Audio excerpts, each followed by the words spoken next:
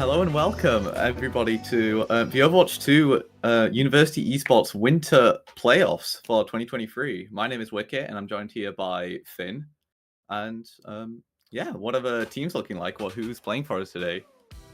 It looks like a very interesting set of games ahead of us.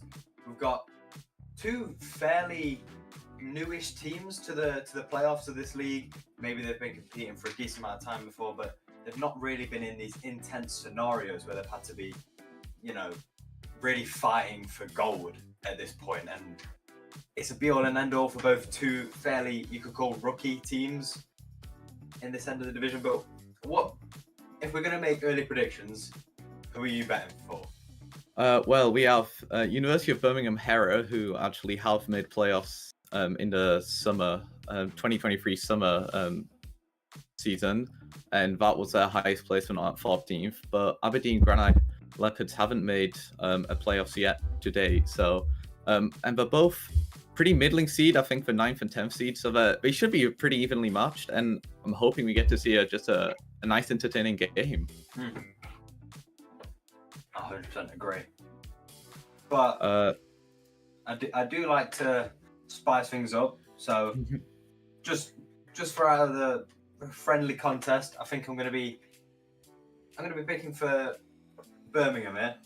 Okay, I'll take Aberdeen. The Granite Leopards have got me here. They're gonna win. Underdogs, you love to see the underdog win. No real previous experience. Lower seed, they're gonna come in. They're gonna sweep, and they're gonna show us. We're gonna redefine the meta. But we'll go in here and we'll be looking at the rosters.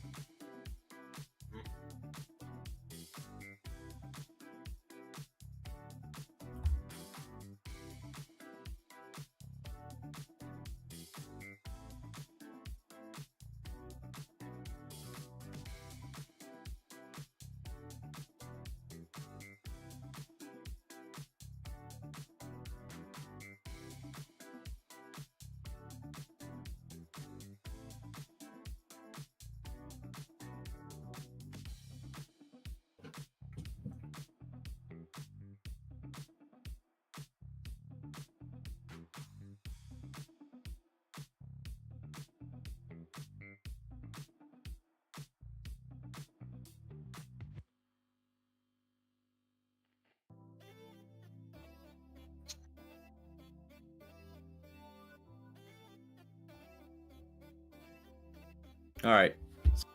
Small production problem. We couldn't see the rosters, but I hope you guys saw it. I hope you've picked favorites. You've seen the heroes you want. Personally, even going in blind, I still back the Leopards. I trust their favorite heroes. I've seen their players. I know they're just gonna deliver greatness. I'm betting on Birmingham purely for vibes at this point. I believe in them. I can feel it. I can feel the energy. I can see the player names. So who am I backing on the Leopards? I think Table's got me. A good old reliable piece of furniture, but gonna be the backbone of this team. Gonna absolutely I'm guessing that's a tank. I'm hoping that's a tank. I mean, I can't really pick someone out here, but I'm really excited to see who will be my favorite player. There's always someone who shines out and gives you that little bit of. So I'm really hoping to see someone shine through here. All right, but I think game one will be we're in a best of 5 here, so first of 3 wins. Game one will be on control. If the higher seed still picks, then it will be Hera's map pick. From what I see, it seems Ilios has been picked. We'll see if that's finalized, but what comps should we be expecting to see on Ilios? Right. I always like a bit of a dark horse. I know everyone, they go for the Sigma, they go for the meta, but all I want to see is boots. I want to see fully optimized. This is the University League. We need to see university plays. I want to see absolute soul-crushing boots. You gotta make it onto the highlight reel. If you're picking Ilios, I really hope there's a dive comp deep in your pockets that you're pulling out the Hammond, the Winston, the Lucia. It's the map to do it on, really. Why else are you picking Ilios? Exactly. It's one of those cliches. Like, you get on King's Row, you run Ryan. You know, you got to do it. Might not be the best pick, but if it's right. It's for the culture. It's just what's right. It's just what's correct. But yeah, hopefully we'll be seeing that. And from what I see, the game is starting, and there it is. One side is rolling out with the Winston. The other rolling out with the Sigma comp here, teleporting into the lighthouse. I like getting there early. Despite running the slower comp, they've made it to point beforehand, and we'll see what can happen here. Pharmacy gonna try dismantle the team from afar, but Juicer, that headshot with the May just taking the Kiriko early, but mostly the res. Yeah, I quite like this Farah pick here. It's quite dangerous. A lot of teams are able to be able to lock down that objective point and hold it quite strong, but the Farah pick usually is able to dismantle it, add a lot more pressure than a lot of other picks. But as I'm saying that, it didn't really go well first fight, so let's see how they switch it up. So that's first fight going to Aberdeen Granite Leopards. Table not quite playing the tank as I was hoping, but Symmetra's a very fun choice to see on Lighthouse. It's not really... Oh, what a great Maywall! Deleting the Sigma, and Birmingham are swapped off. They've gone onto the Sigma as well. Winston is no more. Yeah, that's just perfect play. That's what you want to see. When you're running these team comps, you want to see the team play and the abilities fully maximized for what value they can get, and that is superb play there. Both teams here running pretty similar comps, with the only difference being a Symmetra for Ash, and the teams using the Symmetra very well, using it to rotate off of high grounds onto their high grounds, just actually making most of his hero pick. But now we have to see if they're getting the most out of the Ash pick. Shooting from afar, getting the dynamite, but not quite getting a kill. Window gonna deter people from peeking it, but HP is low on the entire... Oh, huge Ampnic. Yeah. Get it, that mate.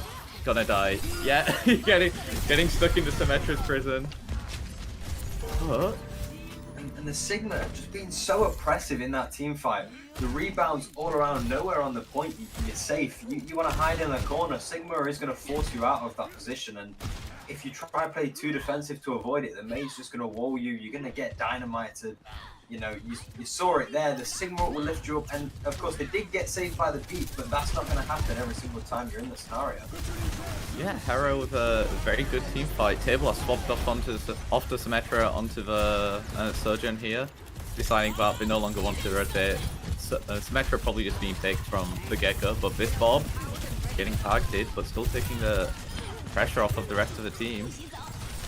Bob down. Bob there. Wait, not getting frozen, but based the ice block from the May and dies for it.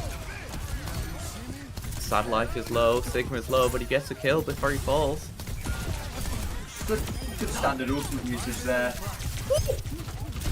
Impeccable aim from this Baptiste, but falling to table.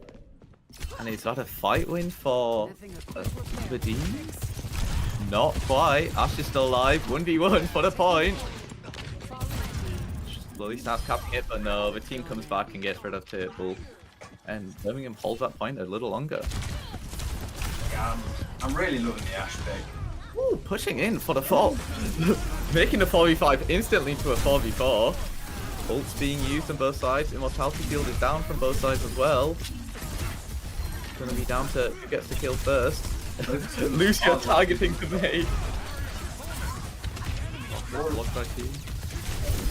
That gets taken down. That's the only full advantage they had. But Lucio getting another one and making the big difference in that fight, getting 2 kills by himself. It really all does come down to this last team fight here for the first map.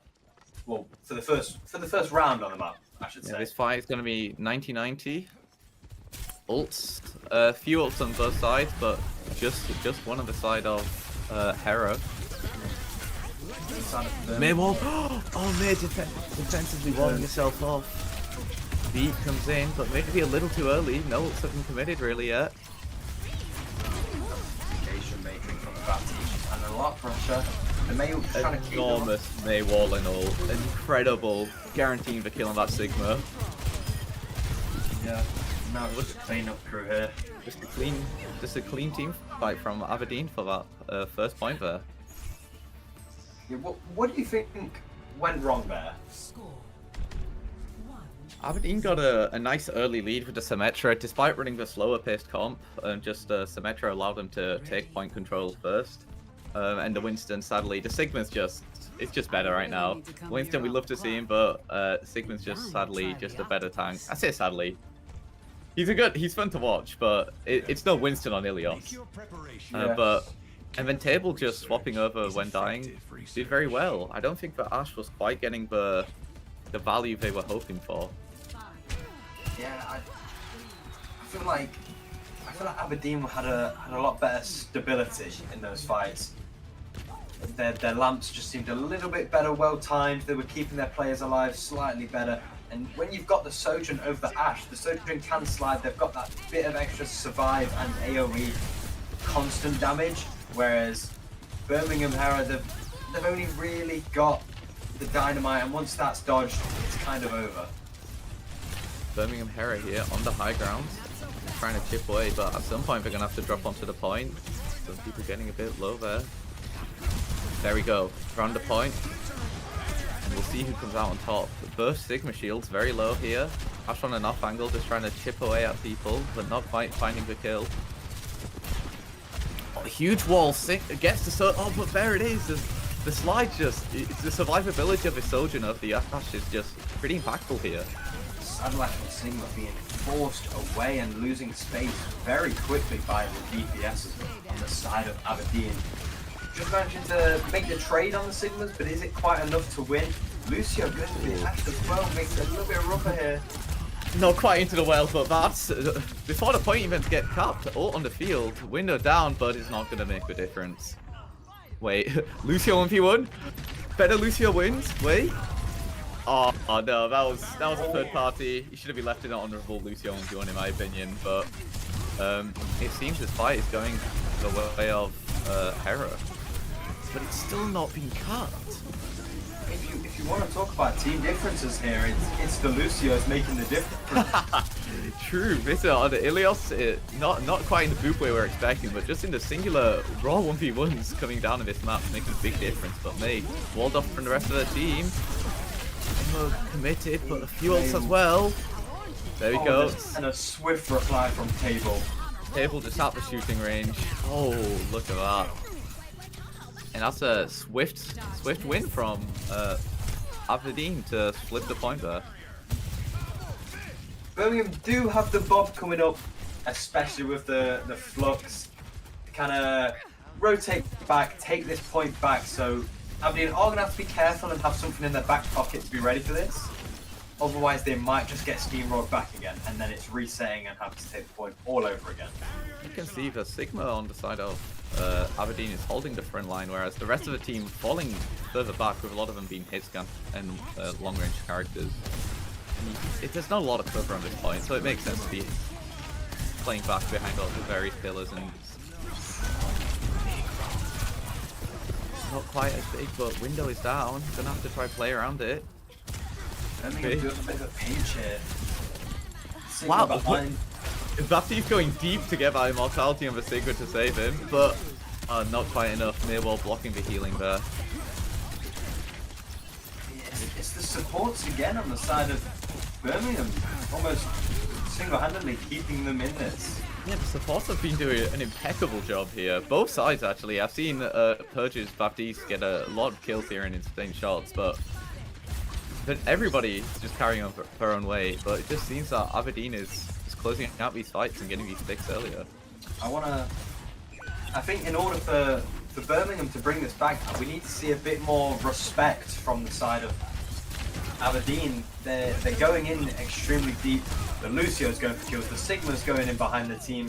Maybe they need to just play a little bit slower and like go back to what this team comp really is, and that's hope. Window's been committed, and Table, I think he's still running back from spawn, getting picked up early in that fight, so we'll see how this fight goes. Break it down up in the air, gonna save everybody from that Sigma ult. But yeah, despite Table getting picked early, Hera was just not fast enough, didn't have enough urgency to capitalize off the pick, and Aberdeen also just slowing them down enough to allow the ult to come on deck for Table to come back and to what seems to be win this team fight, but it's not going to be as easy as it looks. Yeah, it just seems like it's a classic cleanup once more. You got the Sojourn ulted. Yeah, that's going to lock it in. I knew I was backing the right word. That's the Aberdeen Granite Leopards taking map 1 on Ilios. I wouldn't count them down and out. No, that was no way in a sweep. That was the signs of life from Hera of the entire game, taking the point at several points, keeping it close. The first round went down to the last 5 basically. I liked. What do you want to see? I liked the ego and I liked the aggression. You do need to have a strong mental to be able to win those team fights, and in a game like this where it's a high level, but it's not the Overwatch League, so you can go for these riskier plays and get a bit more creative on your own on who you are. We saw the Lucios there being a one-man army, going for the kills and getting them and making a difference in these team fights. But and it seems like their best attribute is becoming their greatest weakness. They are going so deep, they're getting the first kill and it looks great for them, and then they go a little bit too far and then the Sigma gets caught out. Maybe the BAP's alone on the high ground. We saw that a few times. And then it's cleaning up these fights after losing a couple, when really they could get that first pick and try to stabilize and have the ult advantage economy. Yeah, Leopards have been very successfully controlling the pace of the game and slowing it down to allow them to win. Whereas Hera holding forwards, Leopards have a Mei wall to slow them down, the Sigma shield, and Grasp to just stop anything from happening. BAP is there with the high healing and Immer field as well. For Sojourn even, just being able to run away from any sort of pressure. So Leopards have just been really coordinated and doing a very good job at slowing down the pace of the game to what they want to be running, and just capitalizing off of it. We saw it in a few fights. Yeah, Leopards would get picked off. Table, like, importantly, that last fight, close to his ult, and got picked off. And then Hera just couldn't make it capitalize off of it because Leopards just slowed them down. But as far as I'm aware, we are actually seeing a change already from the side of Hera. Changing that BAP to someone else. Maybe that can create a little bit more team chemistry, bit of glue to hold them together, because the BAP was doing amazing things and making the plays when needed, but sometimes also pushing out when not needed. So maybe this change could make them a little bit more stable. So far, it seems Blizzard World is the pick here for Game 2. That is a loser's pick, so Hera picked this map. What do you want to... I assume we'll be seeing the Sigma again, because Sigma loves the long sight lines on this Blizzard World, but what else would you like to see on this map? Oh, Blizzard World. It's a good map. It can be a bit slow at times, but it can also be so exciting with the right team comps. And I feel like Poke is one of those team comps, where as long as you're not too slow, it can be really, really exciting on Blizzard World. Yeah, we saw Ashe being played on the side of Hera, which absolutely loves Blizzard World. Sojourn still does very well here, but the Ashe just getting a bit of the upper hand, where the headshots at this distance make a lot more of a difference. We'll see what we'll get. We've got the nighttime Blizzard World here. What are you team daytime or nighttime on this map? Oh, team daytime or nighttime? I've got to be daytime. It's dark all the time as it is in Britain. Like winter, wake up, especially it's dark. now. Go to sleep, it's dark. If I hop on Overwatch, I want to see a bit of light. That's the only light you're seeing in the day. Yeah. Waking up at 5 PM, it's already dark. It's like, what happened? But all right, we get to see the Defenders team comp guaranteed here. We've seen a Larry on the side of Aberdeen. Now, we were talking about Poke on this map being strong. Larry is incredibly good in this sort of comp. They baited. I wanted to see again. I wanted to see the Life Weaver as well, but swapping off, keeping the same map, the same comp that we were using last time. The only main difference being Lucio, Ilari for Lucio on the side of Aberdeen. But here we are on the high ground. Oh, this comp is just can so easily back off. You just go there to get the extra, to get the little poke damage at the beginning. Sojourn here, expertly just moving up from high ground to high ground, being in the best position to pressure at all times. There it is. Maywall's up from both sides. Shields down from both sides. Will Juicer get it, make it out alive here? Yes. Gets enough support from the team to get it, to make it out. Yeah, I mean, it's a fairly fast but slow first fight, if that makes sense. Not too much action, but a lot of pushing. Yeah, it was very much just two teams look at being very close to each other, but not quite making it through. This Ashe, the Ashe and Mate pick here, they seem to be working really well at tearing apart the defense. Even though there's not been too many kills, it just seems to be working. I feel it. The Dynamite, it just seems too dangerous with the Macelet.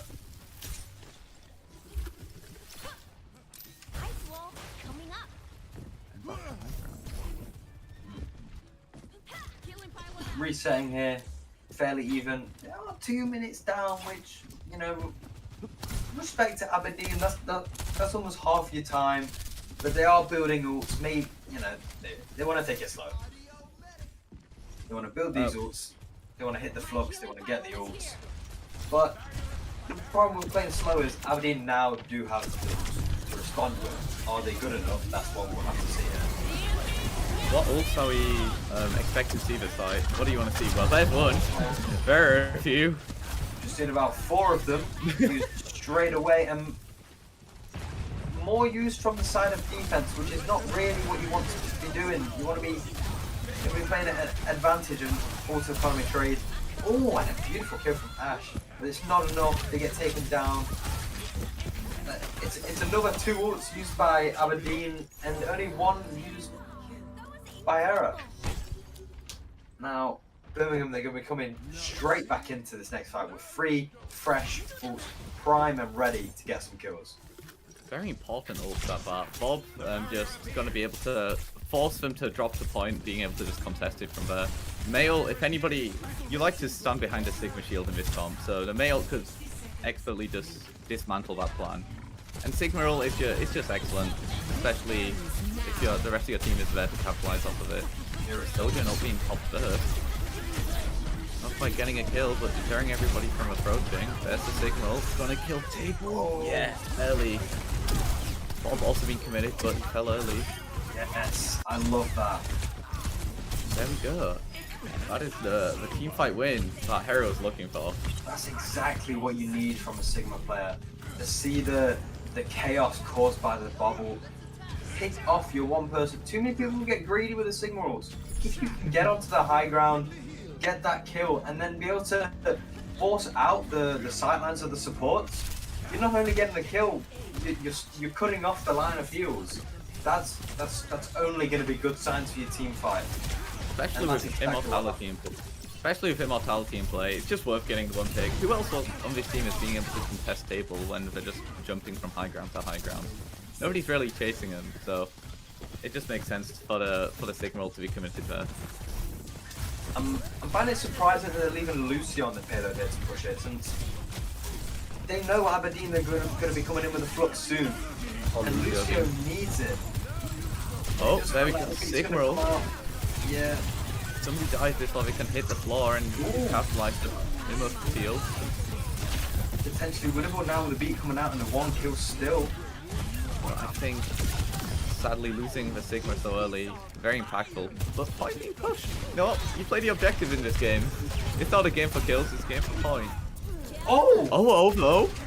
Getting 2 there. Gonna bring him right back into this fight. Truly living up to the name. Oh. I mean, Sigma falls there as well, and that was just the Ashe alone flipped the team fight there for Hero. Round of applause to the Ashe there. The team was down and out, but 2 kills can change any team fight around. And now we're back to poking. Both teams attempting to contest the high ground here. Juicer getting a little low, but nothing that can't be healed off. Hera are back again with 4 ults, and this is where they get dangerous. Illari shooting from afar, clips 2. Very, very Will low. be able to trigger the second stage of that ult. Get some damage, yes, but immortality brought out. Point is so close to being capped, 2 ults being connected. Put into there. So many ults coming out. Feels like Aberdeen are just going to be able to clinch this one through. Yes. Yeah. But I think Hera committed only Bob there, but Aberdeen had to threw out so many ults during that fight. Yeah. I think 4. Now we've got a Flux and a Baptiste ult. That's a lot of damage. Yeah, with Aberdeen's only response being their own Sigma as well. Going on the lower approach here. Sigma needs to build this ult quick time and make a big play with it. Big Flux, but will we be able to capitalize off of it? Not quite. 2 on the side of Aberdeen fall, but Hera getting a few as well. I'd like to win Such an even fight. We're in overtime. Such a scrappy fight. It all comes down to the Ashe again. Ashe on the high ground, just shooting at the shooting range, just getting the picks that we need. Oh, that barely making it through. So that was an incredibly clean fight from Hera after the first few picks. Oh, just picking off everybody else. Something in that fight that was vital that people might not really pick up on there is the core mechanic play from the Sigma on the side of Hera there was beautiful. Be able to dance between your shield like that and hit your rock exactly when needed, straight after the Flux. That's a lot of pressure to be able to dodge the Flux, get your own Flux in, get a touch on the point, dodge the rock, dance around your shield. You know, it really allowed the space for Owo to really come in. The magic of Sigma is being able to be borderline immortal whilst also just have incredible burst potential for a kill, but not proving the immortality fight there. Monster getting a lot of resources thrown at him. But Sojourn slips away. Careful not to die to the Sojourn. Either. This last point has become a bit of a steamroll. There hasn't been a real fight here yet. Hera just been holding forward and just been getting kills as we do it. That bomb coming out early could cause problems. Also committed. A few more ults on the side of Aberdeen that could be thrown into this fight. Walls up on both sides. Same with immortalities. Monster falls. It's going to be messy for Aberdeen to try and win this. It's so close. Table. Sojourn versus the Ashe, and the main blocks them off. Incredible wall from Juicer there to stop contesting in overtime. And Hera, despite struggling with first point a bit there, managed to push it almost to the end. Aberdeen, very messy fight at the end there, but managed to also, with a few good kills and a smart Maywall, win that fight there and stop the full cap. All respect to Hera on what they've done there, but they are not going to be happy about the end of that round. So close. A support and a DPS versus 2 DPS. Some would argue the support and DPS have the advantage there, especially with the performances Ashe was putting out. I could see them taking that point if 1 or 2 feet forward. I don't know. It seems like they could have took that, and I feel like that might sting a bit later on. Hopefully, well, their plans are to hold it on first, so they don't have to worry about it. Hera are just gonna full hold here, and it won't even come down to the third point of this map. That's what they're gonna hope. Alright, what are the defenders rolling out here? I saw you training yesterday. The same comp they've been using Can I give you a tip? the whole time, nothing quite new. Why Makes do you sense, the stand?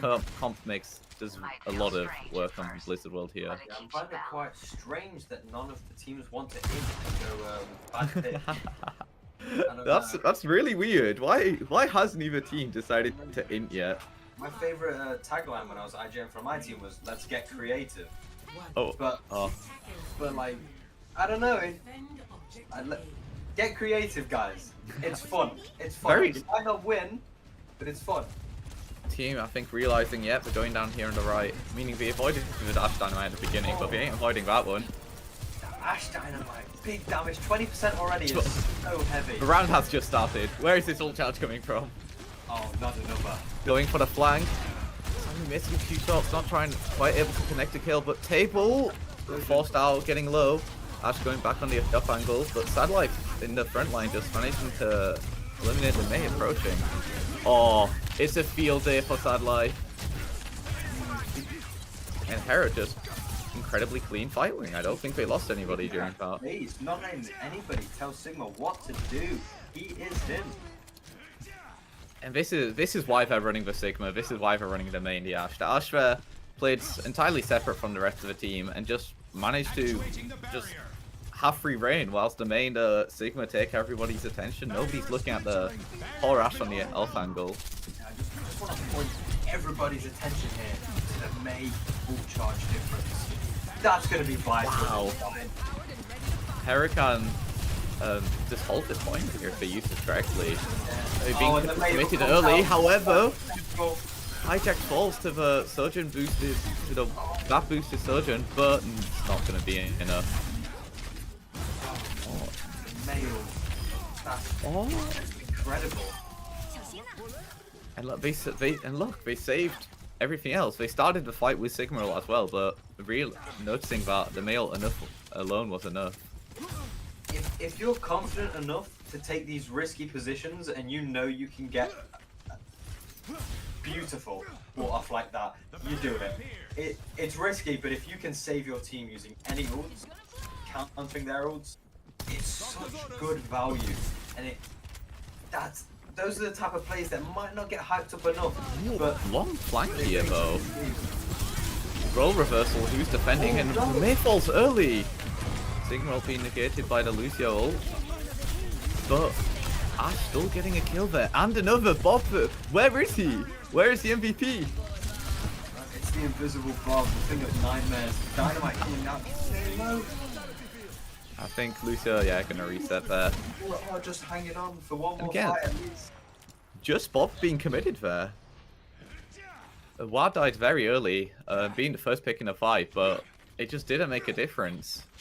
Aberdeen didn't proceed to get anything else, didn't output enough damage, whereas the Ashe alone just killed the rest of the team. Yeah, but for a minute left. Fight, they've got to be really careful. No one wants to lose the fight in the last fight against the Sigma ult. Dodging the rock. But just connecting with Sigma, so not going to be able to get it. Nail committed, but I don't think it catches anyone. No, it catches the Sigma. Woo! Nice headshot. Huge headshot. And Aberdeen threw a bit of resources at this fight, but it got the job done. And it seems that they're going to be capping the point here. Yeah. Good defense, good hold. Incredibly good hold, pushing it down to less than a minute remaining on the first point of a map. You can't really ask for more there. But especially when something similar happened to you, so you're keeping the time in your advantage considering you almost full capped it. Yeah. Now time to see who wins the high ground. Both teams have been such an important high ground on Blizzard Worlds. If you don't contest this, then the cart is just so difficult to push. So just narrowly making it out alive and actually gets a kill out of that situation. Aberdeen holding forwards, and apart from the BAP falling there, and maybe depending if the Ashe wants to pull out some more miracles, but yeah. We're talking miracles. We've got to talk Sigma from the side of Aberdeen there. It was so quick, you might have missed it. The Mayo got eaten. Oh! Entirely. Yeah, May doesn't have the ult anymore. Incredible leap from the Sigma. I think the Sigma also is the reason the Sojourn made it out alive in that fight, getting caught a little bit early, so incredible plays from Monster right there. But high ground is where it is. This is why it's so important to contest with this high ground, because it's just you're just out of shooting range for the Ashe here. Sigma dropping, missing the rock, but not quite securing the kill on the Lucio.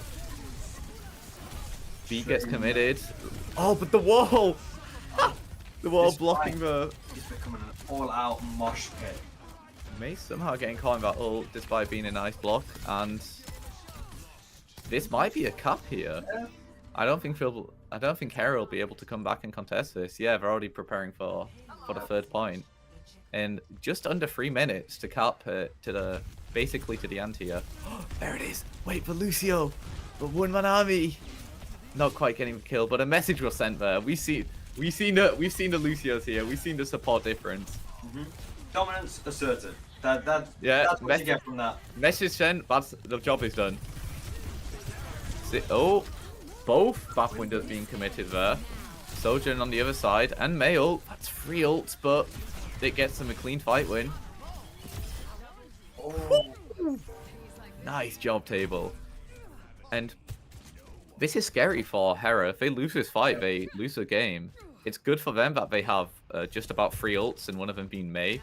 And so they can probably stall this out for a few more minutes, and Aberdeen don't quite have anything.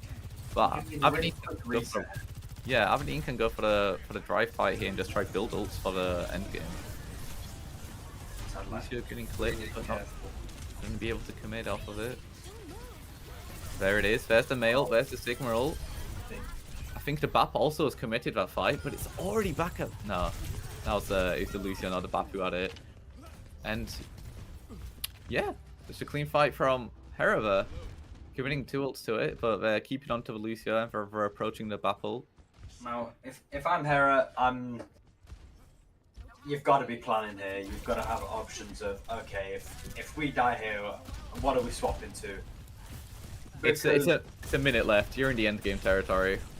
Yeah, they need to be rotating ults just a little bit better here. The Bob will be coming out soon, but Aberdeen are going to be getting these ults also. Sad Life is getting caught out, and so is Wild on the Mei. But not killed. Mei dying there so early. It's so sad considering how much of the stall potential the Mei has. Wall not quite separating people, but putting him in an awkward position. Huge Lucio ult, allowing Juice to... Oh, surely not. Surely that wasn't a C9. A letter number.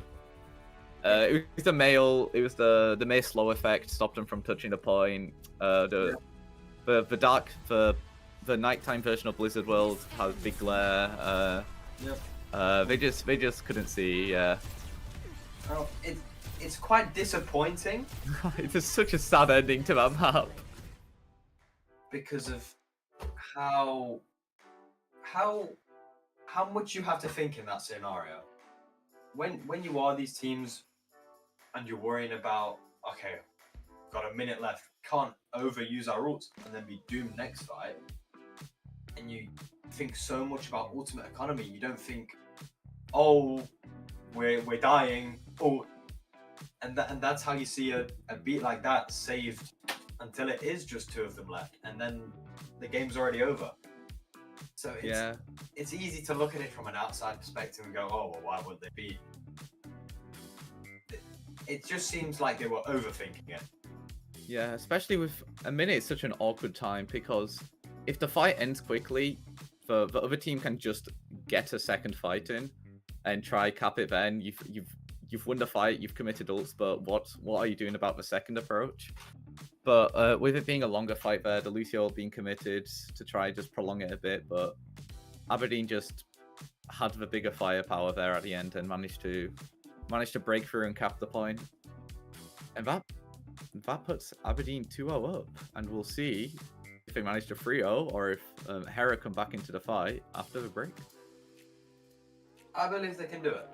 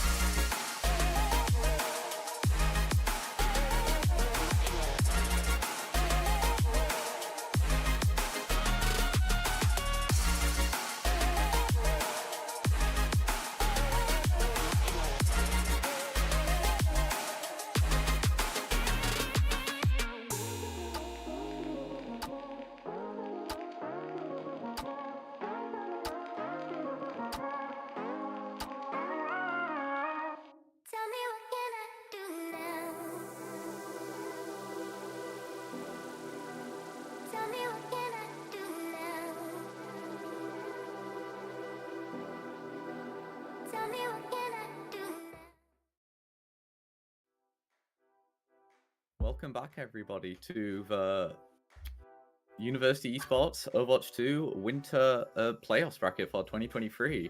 We're back here with Aberdeen Leopards versus the University of Birmingham Hera, and so far we're 2-0 up to the Leopards, but Hera definitely showing signs of life, and hopefully they can continue the signs of life and get a few wins here. Yeah, it's really interesting, especially with the swaps folks back on. We've got, Sad Life being taken off now for a different player, Vigo. Hopefully that can maybe switch things up, maybe a different tempo that they need. Going on to New Junk City, always an interesting one with the way the map works, the way the mode is. It always allows for a more creation in the way that the game is played. Yeah, I find the Flashpoint maps have a very unique meta compared to the rest of the maps. Obviously, if you want to keep running the Sigma and the Lucia, you still can do. But Lucia being extremely valuable on New Junk City here to help rotate between the maps. But I think it allows for a lot more creativity than a lot more of the other ones, just because Flashpoint is so new, so not all the teams are fully... The meta's not being solved on Flashpoint, especially in New Junk City. And then on top of that, it's just such a different game mode from everything else. Like, you can just play into your team strengths often and just let your creativity show. Yeah, I think especially with teams like this, who are on the more aggressive side and maybe take riskier fights that on some other modes they shouldn't.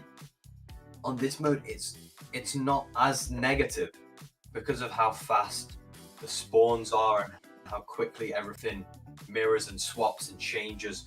Fights happen. Losing 1-for-1 isn't really as much of a problem, especially if you know who you should be targeting and they're a high value target. It's pretty good. Yeah, I feel this map. It has the team fight fluctuates a lot because even if you do lose, you can sometimes just accept that you're going to lose a point and start getting ready to heading to the next one. And suddenly the entire layout of the map is different. The heroes which were more impactful on the last point might be less impactful on this point. The high grounds are different. So it's always interesting to see what teams pull out on this. And we'll see what they do this time. Lucios have been shown by both teams so far in this series, and I expect that to stay. Lucia's just so valuable for the rotates here. Yeah. Now, I know for sure I'm not commenting on these team comps at all because I they know still I'm have 5 trolled seconds. again. Anything could change. I know I'm being trolled. It's all changing. All right, so Aberdeen pulling out what we've been seeing for the rest so far the entire time. However, that's the creativity we're talking about. Birmingham Hera pulling out the Rhine and a Junkrat. Yeah, I like seeing this. This is very It seems like a specific pick for this first point here, with a lot of the fights happening in these very small rooms. Junkrat can actually destroy the Sigma shields and then also just bounce onto the rest of the team.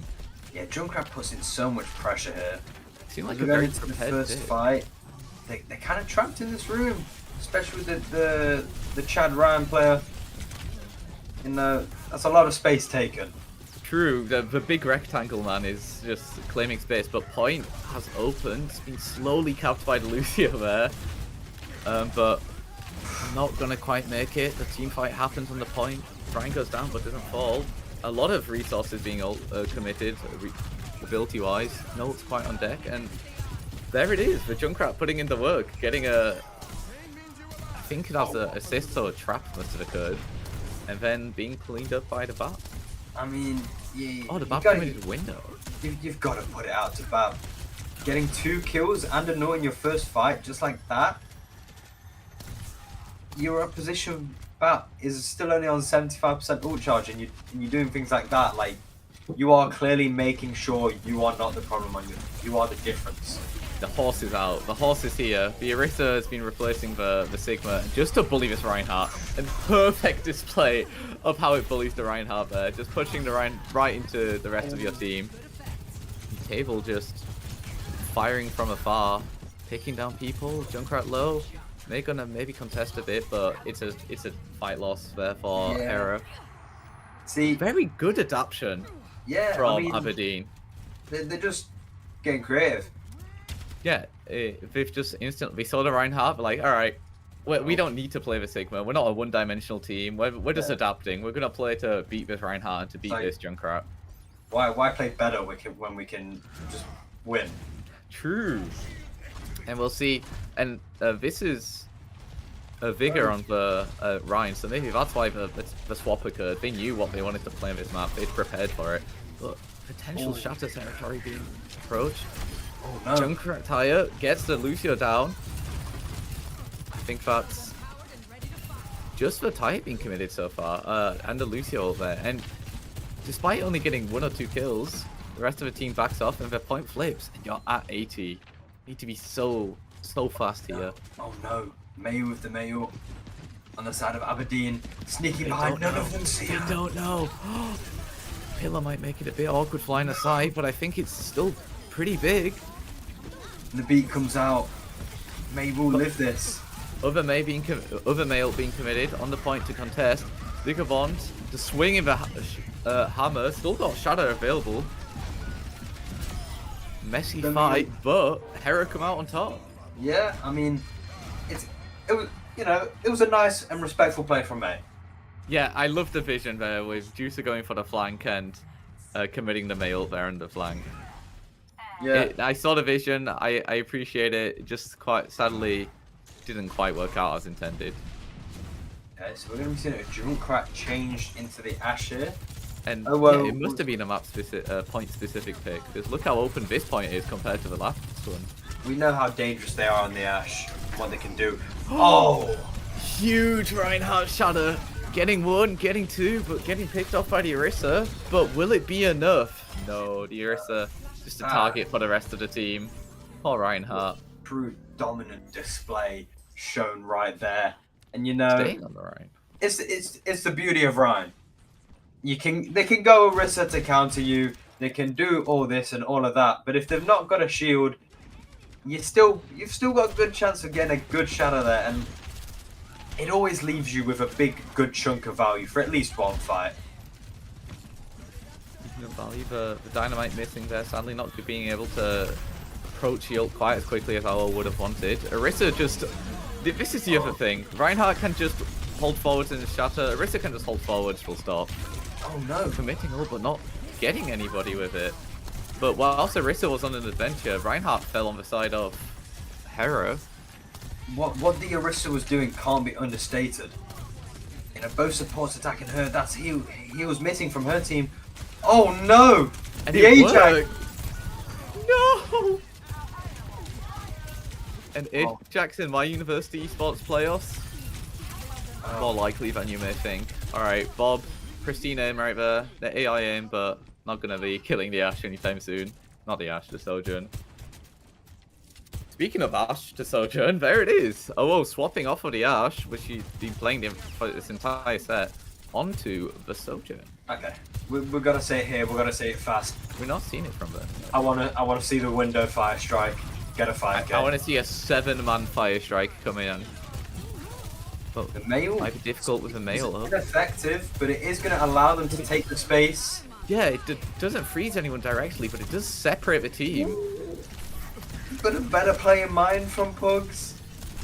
That incredible rotate from Hera there, noticing the male and just deciding to ignore it, sacrifice the Sojourn just to take point, and it worked.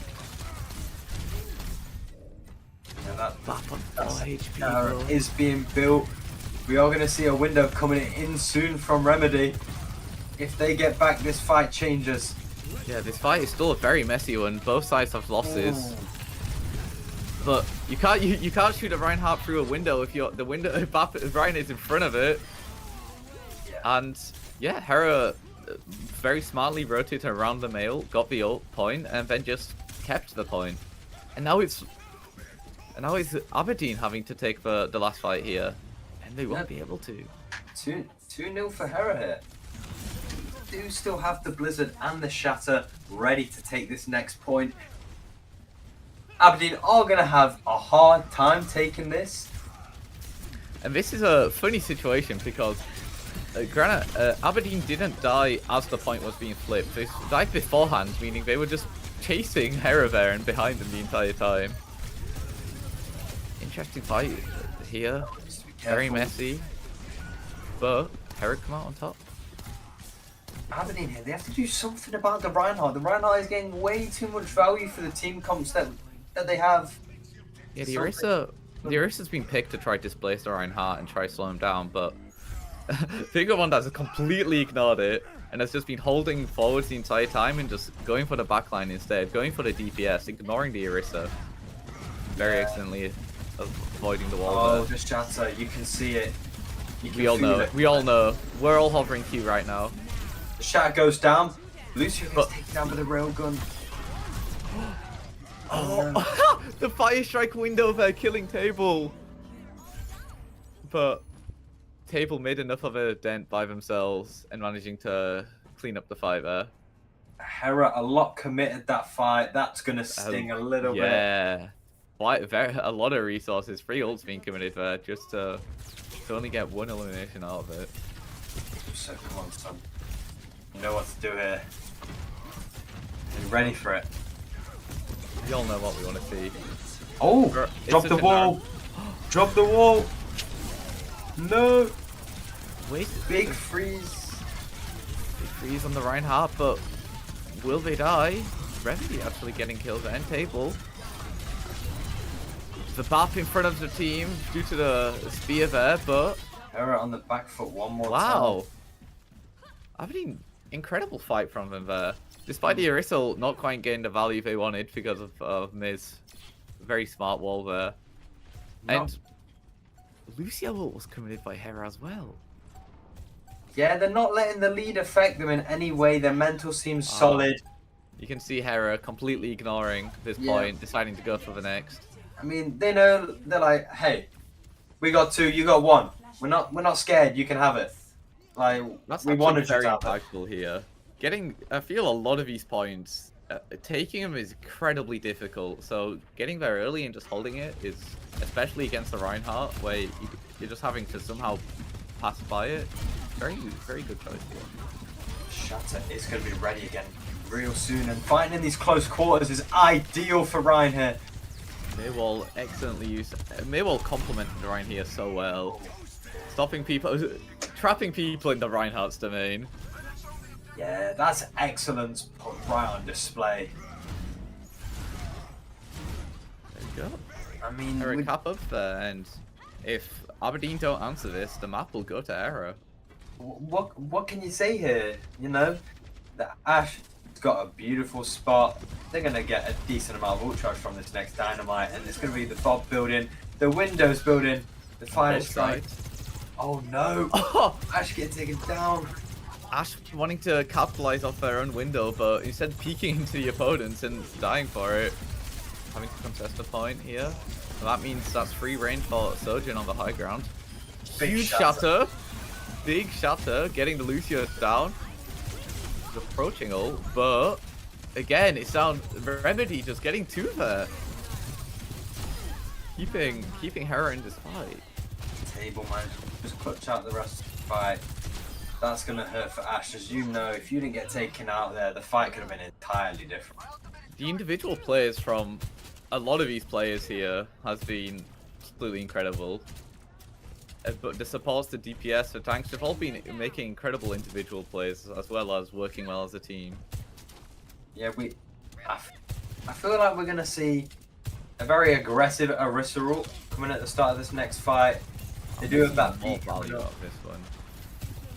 You got The last 2 Orisa ults haven't been really getting a lot. And on this point, I'm not sure if that will change considering how open this point is. However, a man can dream. Being made very early. They need to break the lamp. Wall. Oh, and the Bob comes out. That Bob could be dangerous here. Doing a lot of damage, taking a lot of fire. Aberdeen here? Can Heron touch the point? In a slight advantage? Oh, and the That's beat gonna comes fall. out a little Beat bit too committed. late. The Blizzard here is ready on the side of Hera. This could end it all. Sojourn gets 1, Go either way. gets 2. Reinhardt, the Orisa falls, but it's just Ryan versus 3. Oh, No on deck. Reinhardt just holding shield there. decided to stand still there. And the score is 2-2 on this flashpoint here. Aberdeen managing to win the last two. Will they get the reverse 3-0? Yeah, all they've really got to be able to watch out for here is Pergs on the bat. In that last fight, I feel Aberdeen committed to Lucio very early, and Hero correctly identified that and tried to back off, but Juicer trapped them in there with the Erisral, and they actually found incredible value from it all there.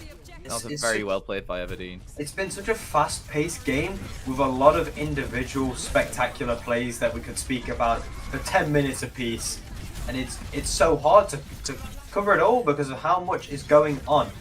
Obviously, we can cover though. The Sigma's out. Yeah, Vigabond is swapping from the Ryan to the Sigma here. Deciding maybe the Mei and the combination of a Mei and Eraser is very difficult to play Ryan into. Sigma no longer in this game. Mei being thrown around like a basketball. They need to get out. Monster just holding forwards into two people there and not dying for it. That's the power of this Orisa brings to this team. Okay. And with the Fortify, with your E, you can do whatever you want basically. Hera needs to be having words. Calm down, guys. Get out. The fight is over. Flashpoint map. Flashpoint is 2-2 here. Aberdeen is currently 2-0 up against Birmingham Hera. We'll see if this will be the end of the entire set, or if Hera will manage to clutch up and stay in the series. This is the be-all or end-all. It's so close here. We need just perfect play from now on from Hera. The Sigma might be biting them a bit here. With how quickly you cap these points, obviously Flashpoint capping it a lot faster than Control does. You need a big sense of urgency, especially if the stress maybe starts getting to you under pressure. You really want to be taking this fight and wanting to be capping it. But Hera's slowly just rotating around, putting their Sigma in the best position possible. As much as Aberdeen does have so many ults, so does Hera. Everything comes out now. This is being run out. 80% on by Table Aberdeen. Gets one. Oh, and another. And the bomb. No. It can go either way. 2 down, but it's no. Not enough. Very well played by Aberdeen there. Yeah, that was just a spectacular series. Either way, don't let the score confuse you. Both teams put up such a good fight, and especially that last fight, both teams have 5 ults. 5 ult challenge, and Aberdeen just came on top incredibly as well. Have the mental to just go 2-0 down and still decide, you know what, we're confident with the Orisa pick. They kept all the heroes the same. They didn't panic. They just knew their game plan and they executed it perfectly. Making Hera as well there doubt their own game plan and swapping off of the Reinhardt near the end.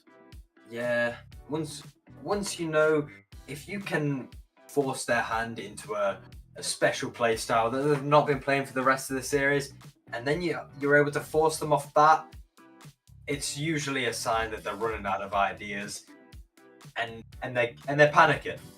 Yeah. To put it simply, but especially with Vigabond being put into the map specifically for this map, they came in with a game plan. So showing that they had to swap, that they felt like they had to swap up, just shows just quite how strong Aberdeen were there at the end. Yeah, but congratulations to both teams. They both did a great job. Just very entertaining game all the way through. Yeah, incredibly well played.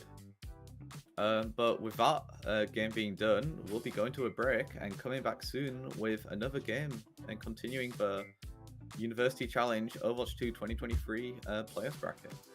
See you gamers.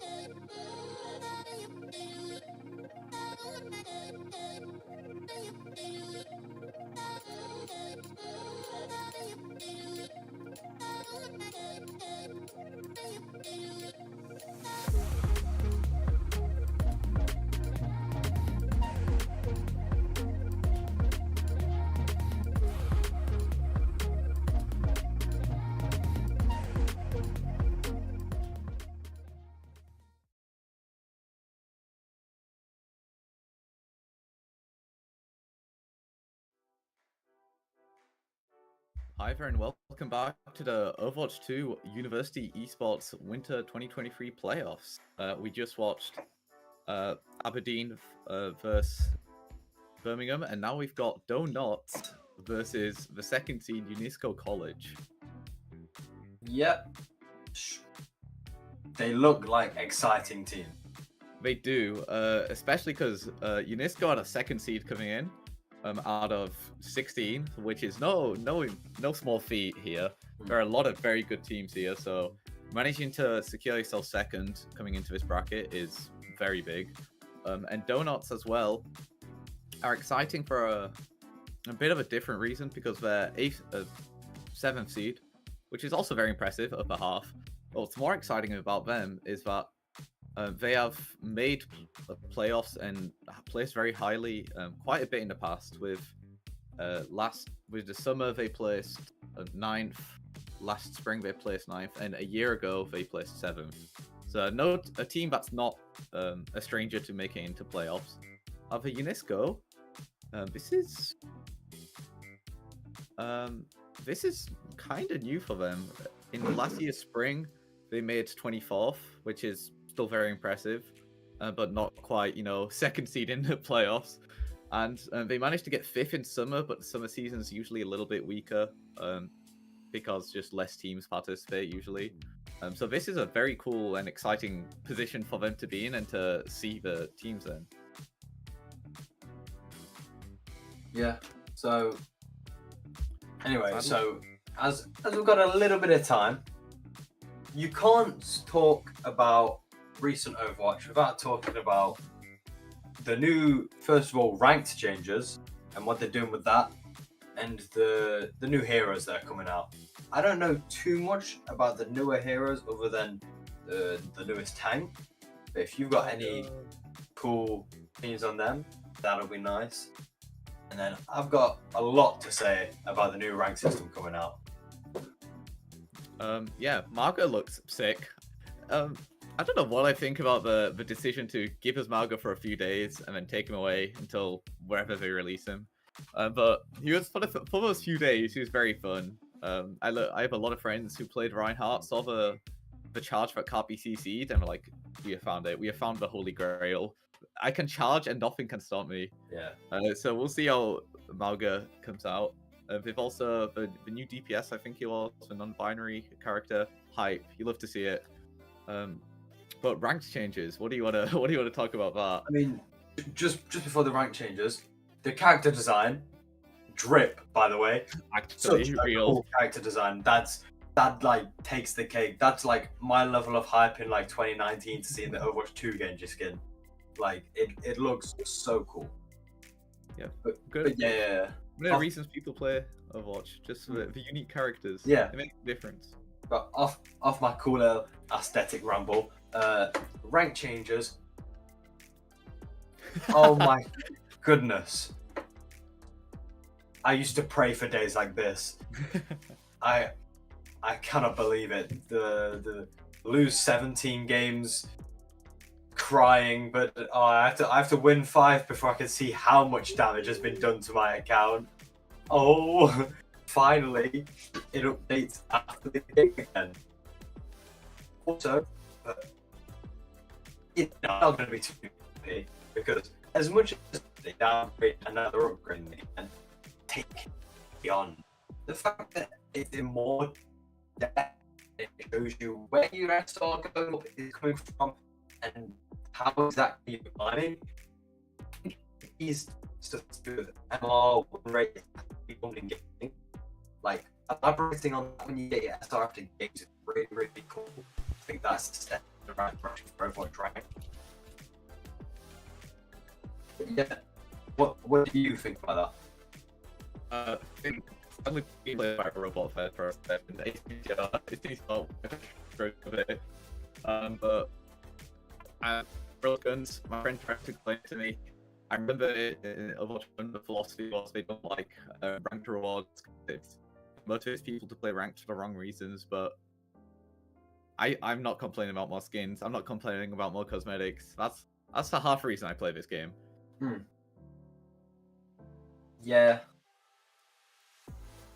we'll see how it goes. Yeah, because I guess at this point in the game, so many people only have golden guns, so you need to spice it up a little bit. But I guess the people with full golden guns are also not playing the game for cosmetic reasons. They're playing it for the love of the game and for the competitive spirit. And I'm guessing that's why a lot of people who made playoffs here are also playing it for the love of the game. Especially, I'm really just looking forward to seeing Unisco, because a uni going from not really making big moves in the thing to second seed, I can only expect great things. Yeah. But we'll see what they present us here. Map 1 is going to be Ilios. So same as last pick. This is just a popular map. It seems today. Again, it allows for the diversity in the free maps between Well, Lighthouse, and Ruins. It allows for a lot of different maps. Team comps to shine. We only saw Winston for a moment last time, but hopefully we'll see a few more as well. I just want to see the new Hog. We talked about recent Overwatch changes. Hog just got reworked. Where is he? Show me the Hog. I'm not 100% sure whether Hog is viable to be played here. These teams made playoffs, and I don't think they made playoffs by playing Hog. I don't think that was the secret to their success. Listen, if they're cool enough to do it, they can do it. But we'll be going to a break here. We know it's Ilios, and now you can just dream about Ilios, and we'll see what they actually end up bringing. So see you guys later.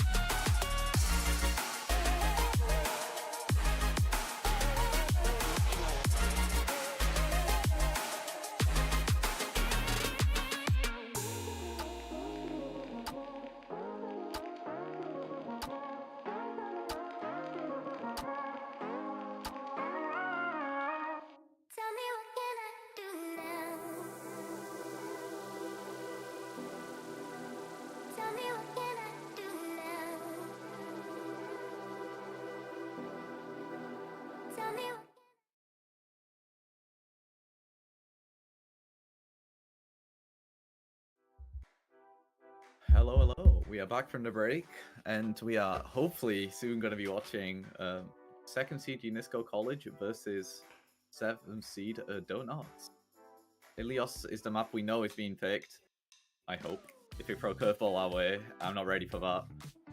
But we are ready to go into the game here. It is Ilios, and it's the map we didn't see last time. It's Ruins. Are we quite interested to see what team comps they're running here? You know how these teams like to play. It's going to be the most interesting part because for the last series it was fairly similar the whole way through. But it looks like we might get a more entertaining comp. Yeah, especially on Ruins, it's where you can make the big difference on this map. Like if you want to play a unique comp, it's usually going to be on Ruins. And from what I see, we've got something a little more unique than last time. Instead of a Sigma mirror, we have got a Winter mirror. Supports as well. It's not just BAP on both sides. We've got basically just a full dive team here from which team is that? From Donuts. Actually, from both sides. Widow on the side of UNESCO though, and Echo instead of the Reaper and Tracer. The Widow value. Yeah, this is the point where you run Widow on. You abuse the fact that it's a pretty long map with the long sight lines. Oh. But speaking of abusing the Widow, Donuts there diving right onto her, getting rid of her early, and both DPS fall early. Oh, very, very aggressive there, and it clearly was working out for them. UNESCO College running out the Reaper here. They've got a much more grounded team here compared to the Mercy and the Echo on the side of UNESCO. Oh, Wanton. Not going to get pressured really by Winton, but he's not there to do a lot of damage. Yeah, I really love the team comp on the side of Donuts. That Reaper can stop a lot of the pressure and the diving. Dive! Wow! Teamwork on the side of Donuts and the coordination so far and the timing of their plays. Listen, these guys definitely scrim. Yeah, Donuts was the Tracer on the side of Donuts was just in the perfect position there to capitalize the Winston diving in. Whereas last game we saw two Sigma shields kind of staring at each other and the small micro plays making the big difference, like you get the first pick and deciding a fight. Here it is. They have come in with a game plan and they're executing it.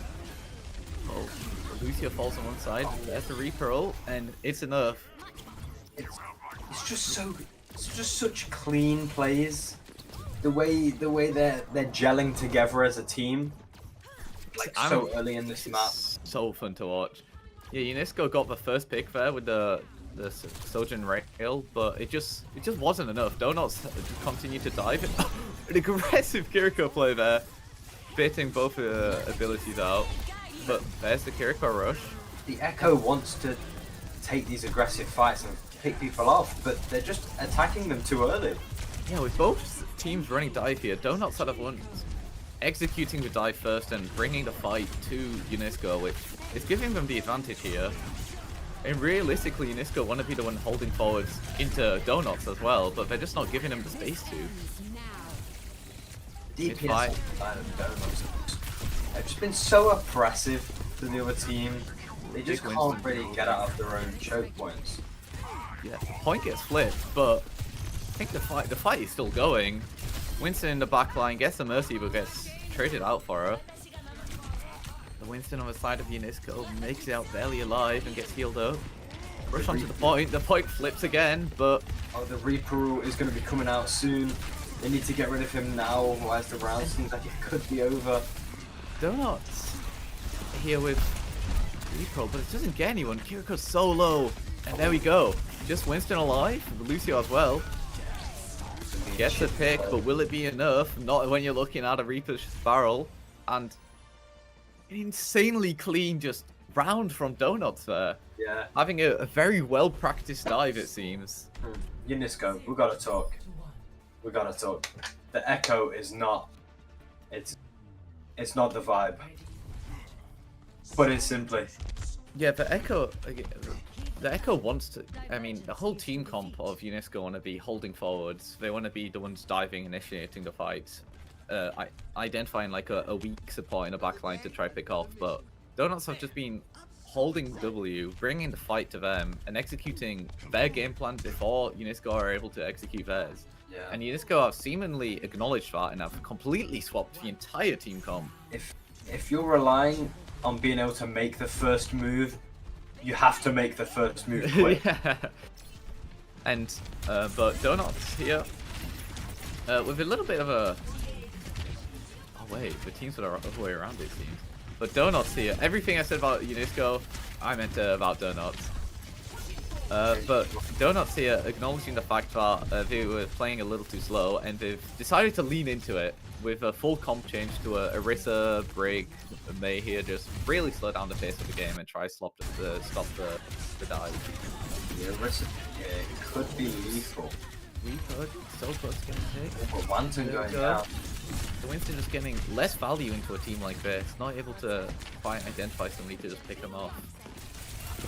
Tracer 1v1, very well won by Donuts there.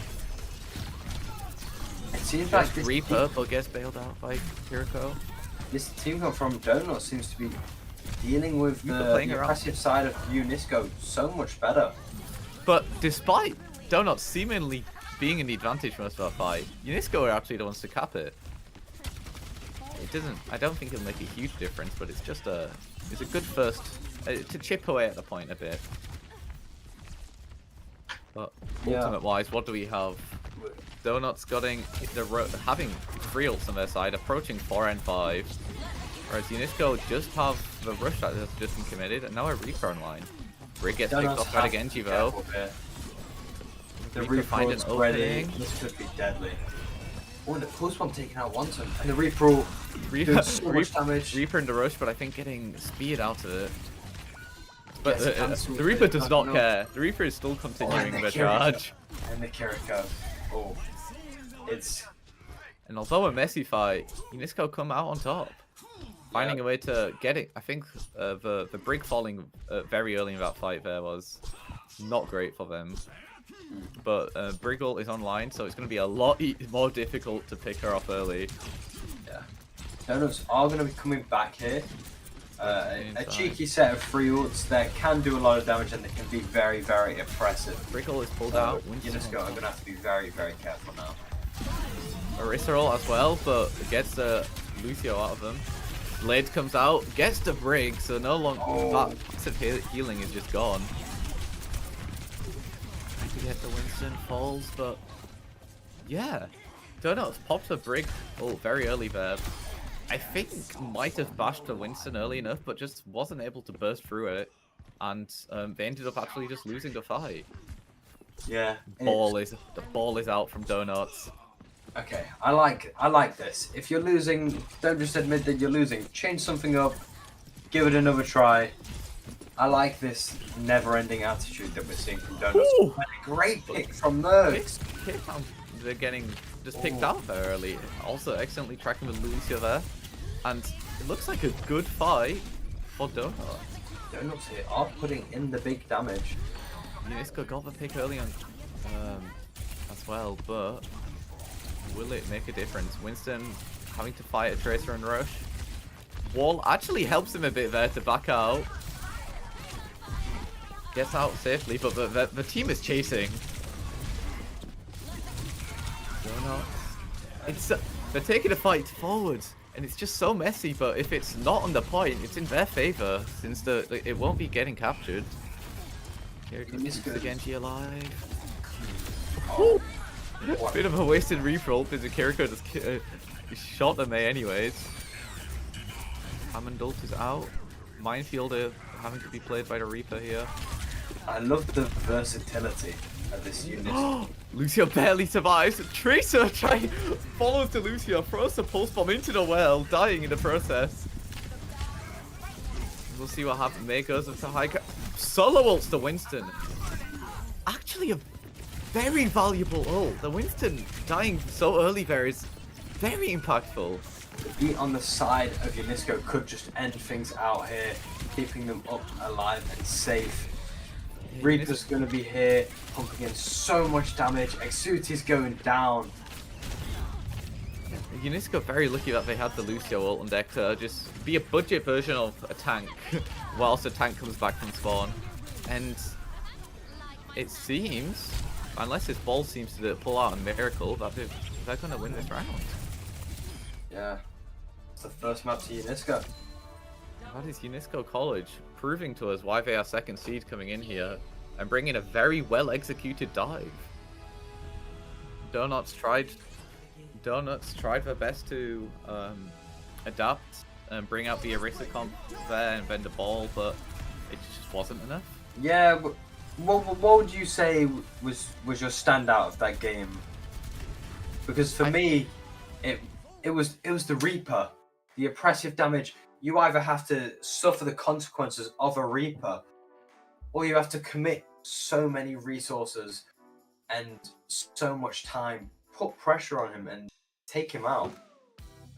I think, yeah, the Reaper especially, the Reaper in dive isn't typically seen, but it's not too surprising to see considering he's very survivable by himself. So even if the rest of the team is off doing something else, he's able to just kind of execute his own game plan very passively. As well as that, it does well into the other dive combat ended up opening out. The Reaper was just assigned to Winston duty, ignored the Echo in the air, ignored the Mercy, and they ended up just being able to brute force the wins anyways. I also think, Sunday Unisco, their ability to adapt mid-team fight has been very good. There was a lot of fights where they were numbers down, they got picked off early, where something didn't go according to plan, and yet they still, as a team, managed to, through individual players as well as just more coordinated teamwork, it seems, still find a win condition in a fight and still manage to beat Donuts there. Yeah, I definitely wouldn't count out Donuts here. I think they need to find their groove a little bit, find a way to deal with whatever's going on right now, because right now it's just not working. They seem to be always just a little bit behind in these team fights. And yeah, they can win their fights, but they need to win them just a bit more consistently. And whether that's finding their smooth spot and how they play a bit more defensively, a bit of a different team comp to deal with Unisco. Yeah, overall, the second team comp they pulled out seemed to do very well. Well, not well enough to win, but it gave them a lot more of a fighting chance. So we'll see what they'll be pulling out in the next map as well. Maybe identifying early in the series that the dive to dive is not in their favor. Yeah. And here we go. We have the bracket. Let's see how this has been going. Unisco currently 1-0 up against Donuts. We're watching that now. Oxford Omnics versus Durham Defenders. Now, I'm gonna be unbiased here. I want Durham to win. I'm the president of Durham Society there. A big upset that occurred. I'm not sure if you can see here. However, Warwick are on the loser side of the bracket, having beaten by Houston. Warwick going in here were first seed. Houston was 16th seed, and they managed to beat Warwick and send them down to losers. Which is why they're not on this graphic quite yet. Yeah. And which is why you also can't see Warwick in winners anywhere, because they're not in winners. It surely can go any way this tournament. You think you're safe, maybe you win this series. The same team that you knock out can come back to bite you. You do have to be careful, you do have to keep practicing, and you can't think competition is over because you've won this one series. Because you're in danger consistently because of that double elim. Yeah, sure, you've got the safety net in case you get knocked down, but no one wants to get knocked down because then it's even more scarier and the pressure is really on then. Yeah, double elimination really gets to you. The nature of a double elim bracket meaning that once you're in losers, you're in your tournament life. There's no more lives after that one. Once you're out in losers, you're out. Also, the nature of a losers bracket means you have to play double the amount of games to get to the same position as you would in winners. Meaning, you need to have a lot of stamina if you're knocked down round one into losers and you still plan on trying to win and make it to finals. You need to win double as many games as you would have had to do in winners. So we'll see. Warwick the first seed for a reason. They're obviously a very talented team. So we'll see if they manage to pull that out. But Speaking about shockers, we're going into another same map. another from Ilios back Yeah. to Blizzard World. However, there's a difference. It's daytime Blizzard World. That's what You got what you wanted. You got to see the light. Yep, I'm truly seeing the light right now. If I wasn't inside a smaller building, the little spell you're in. but it's a beautiful sky. Look at that. We seem to be seeing it right now, and I want to point out, Donuts seem to be running the same team comp again, just instead of the Tracer now with a Sojourn, which can almost negate the effects of Reaper, because Reaper can pump out so much damage, but in this world, so can Sojourn. Whereas Unisco here are on the defense. I think it's the things are the wrong way around again, because at the bottom it says the Sojourner is on Donuts, but whoever the defenders are here are on the Sigma, which we didn't see at all last point, but we saw a lot of it game 1. And I mean series 1, so we're no strangers to seeing this character, very powerful in the current meta, but get down fanfare, getting dived on by the Echo and dying early. DPS or DPS, but the support also falls. Trade's been made on both sides, two down on both sides, but the Reaper gonna end up making the difference, breaking through the Sigma, getting the Echo. And Unisco get map 1 there. I mean point 1 there. Okay. I'm glad that we are seeing some fast swaps after that first point. Yeah. What do you think of the Donut Sigma? Game 1 we saw the Winston, we saw the Orisa, we saw the Ball, and now we're seeing the Sigma. On this point, I think I'm a fan. I think I'm a fan on Blizzard World Sigma, for the reason we said it can stop a lot of the oppression that Reaper is giving out, and it can make the team feel a lot more comfortable being on these higher grounds, as if that Winston is diving in, they get rocked, you can use your shield to block heals. There's a lot more ways to get rid of that dive quickly. Yeah, it makes a lot of sense. It means you can also you can play this Cassidy and plant him on the high ground, but whoo, the Echo there, we didn't see it. Oh! Huh, the individual plays from the DPS here on Donuts, just sweeping the fight. I mean, yeah, there you Echo go. with a beautiful opening pick, followed by just a triple from the Cass. If you want to find 20 seconds where you can say DPS diff, that is exactly where Drop you in see chat. it. If you've been holding on, there it is. But Yeah. I think that's why the Sigma is here, because this Cassidy can just be planted on the high ground, and it seems they trust their Cass enough to just hit the shots. So he can just be planted up here, realizing the Genji's Getting crushed from the team. Will Cassidy be able to survive? No, he won't. So far away from the rest of the team and any support.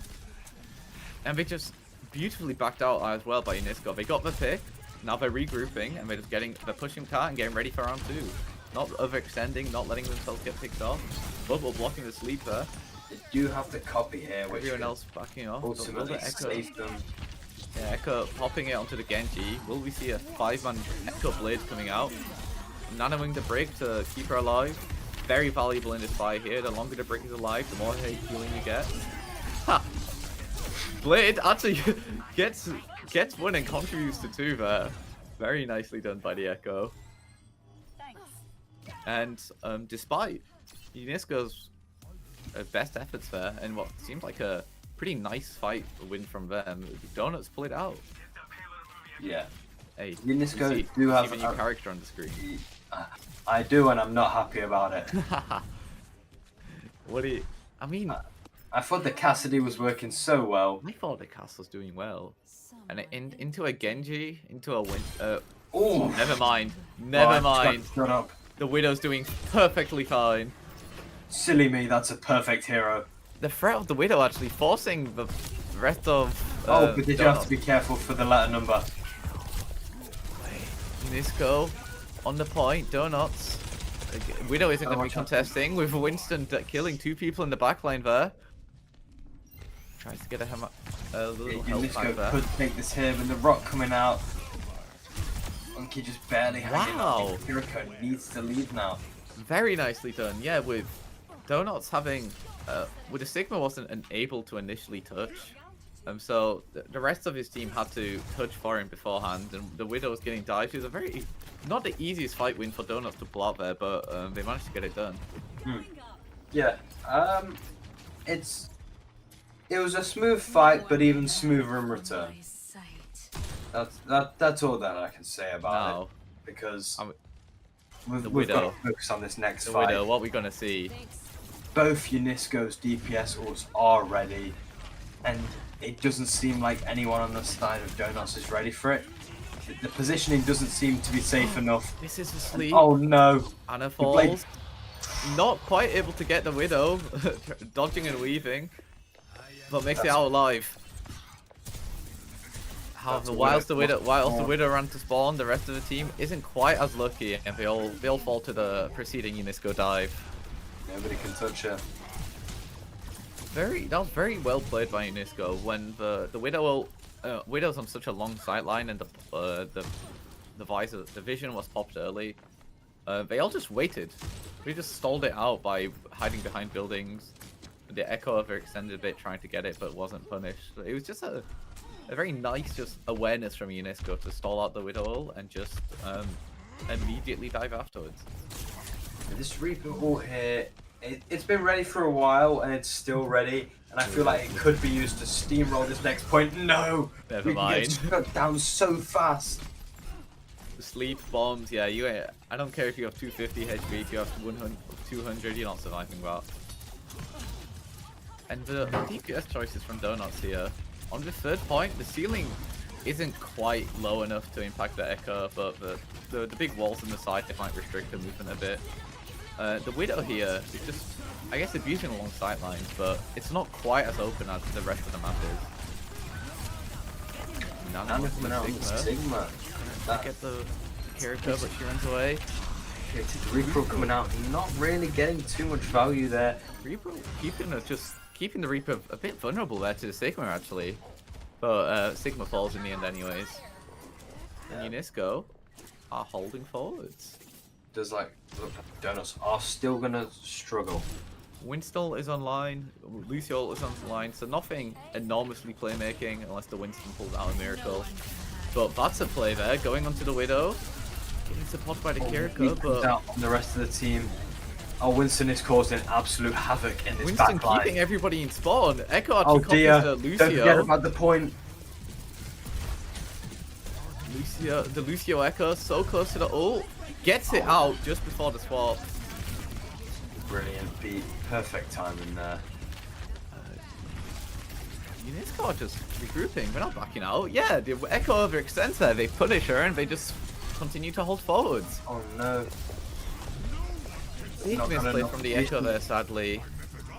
And it seems like Unisco are just going to come straight back in and then take this payload. All that was needed was one domino for fall, and Unisco just capitalized off of the rest. Yeah, I think for Echo there at the end, assuming the team would be fully backing out or just retreating from the fight as a whole, but no, the Echo just ended up overextending their dying, and Unisco just held that momentum to win the point. Yeah, I'm really loving Unisco's ability to bait out Donuts and force them into these bad fights. Maybe act as if they've lost the momentum, and really they can force these fights that they want. It seems like Donuts wants these fights. Oh, they're scared, they're running. No, we want you to run to us. Yeah, but in theory they're running a dive, so them landing on them could be a nice point to punish, because the dive characters won't often be the ones diving. But the Reaper there actually just a very big deterrent for that. Especially if you're just a lonely Echo, you're not going to be making a big difference there. Yeah. But all right, on the defense, Unisco keeping to the same dive comp. It's been working. Don't fix what ain't broken. And we'll see what Donuts pull out. One thing does strike me here. Oh. Okay. I'm not sure what does quite strike me here. But there is a diva, and we have not seen a diva so far. We've so not. it's worth mentioning. That's striking. That's striking right there. We'll the Mercy's back with the Echo. The Tracer's here as well. I don't think we've seen the Tracer on the side of Donuts yet, so we'll see what this pulls out. But the Diva's going to be very good at contesting this high ground, not letting the Winston quite be in an advantageous position or a comfortable one. Diva actually doing a very good job into Winston as well, so UNESCO are going to have to be playing on the toes here, ready to jump out at the right moments. Not like that. Wow. A damage boosted pocketed Echo, difficult to deal with when you're a lonely Tracer. Yeah, Kiri Keller pops out. See. But Echo, the Tracer, the Diva, it seems like this is a much better team comp for them. They just seem so much more natural in being able to play their fights here. very nice awareness there. All three of them just diving towards the Winston, realizing that he's alone and vulnerable. Mercy gets kept up. Tracer correctly trying to just pick away at her, but Donuts actually. Very, very nice fight win from them. Very clean. Ooh. Just it's about sending a message. Yep. Sometimes you just gotta do it. And then come to oh, almost killing a Kiriko there with that one. It's like missing the Winston, but Bell being tossed out by the Kiri. This we are seeing a brand new Donuts here. This, yeah, these are the pretty positive matchup into this team, and being able to one of the few tanks alongside Sigma, which we saw them try earlier, that can not be completely negated by a Reaper. Very easy to play around it with a defense matrix, and also having a pretty good matchup into Winston. Yeah. What is a Winston gonna do about an armored diva running into him? He's used, so opportunity for Unisco to capitalize off that Tracer pick here, but Lucio falls to the diva. Reaper playing it safe, not overextending, deciding to stay back with his team and run back. But is ready. Donuts capitalized off the passive playing there. Two people on the side of Unisco were just hiding in the side room. The Donuts just ignored them and just went for the rest. Yeah. I mean, it's just a completely new team. It's shocking. They've clearly traded accounts. Obviously, joking. Obviously, but yeah, they've really sorted themselves out here. They're clearly on a much comfortabler team comp. The Echo and the Diva is really shutting down the Winston, and just having this extra little bit of space is doing them really nicely. But the Reaper all coming out, doing a lot of damage. Oh. Alright, it's still any one of these five. Diva here being healed up to back to full. Donuts keeping the aggression. Echo push applying pressure to that Winston there, but Diva not quite capitalizing off of it. Yeah, Winston's alone. Winston could die here actually. Reaper, however, the Reaper here is going to be so difficult to dislodge when he's got a nice corner to play around, and you have to be on the point to cap it. Obviously, this is on this third point. It's one of the more close. The very end is difficult to break, and Reaper's definitely going to be a good way of holding it. Ooh, the fights are getting scrappy. Calm yourself down, guys. You've got a championship to win here. We're on the high ground. Not quite seeing anybody though. Everybody indoors right now. Donuts pop comes out. Who's going to contest? Reaper makes it back in time. But without rare form, not going to be able to contest for long enough. Tracer probably... Wait. the Lucio pushing the agenda forward, getting rid of the Widow there. And actually, a big stall coming out of Unisco here. Incredibly scrappy. We can maybe see the Kiriko rush coming out. Oh, a scrappy fight really helps the Unisco here. Yeah. Want to be just chip away at this time bank, and they've done more than chip away at the time bank. They won the fight. Yeah, I mean, what a redemption in that fight. Donuts have been held here for way too long. It seems like Unisco are just adapting slightly quicker than Donuts are able to change. But, you know... Donuts swapped for Tracer for a Widow for a bit. Yeah. They're back on the Tracer. the Doomfist here on the side of UNESCO. I'm not sure if this is something they're planning on keeping or just using it for the ult, but either way, it did a lot of work in the last fight. Getting pressured a lot. Kiriko gonna be able to out heal the damage boosted Echo? A lot of supports ready on the side of UNESCO though. If Donuts are gonna push here, they need to be clinical and fast.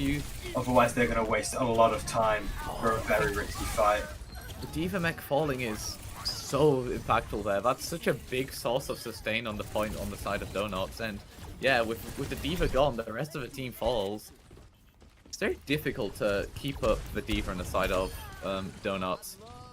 Yeah. A Doomfist can just punch you and ignore your defense matrix, and the rest of the Reaper and the Tracer can capitalize you whilst you're being stunned.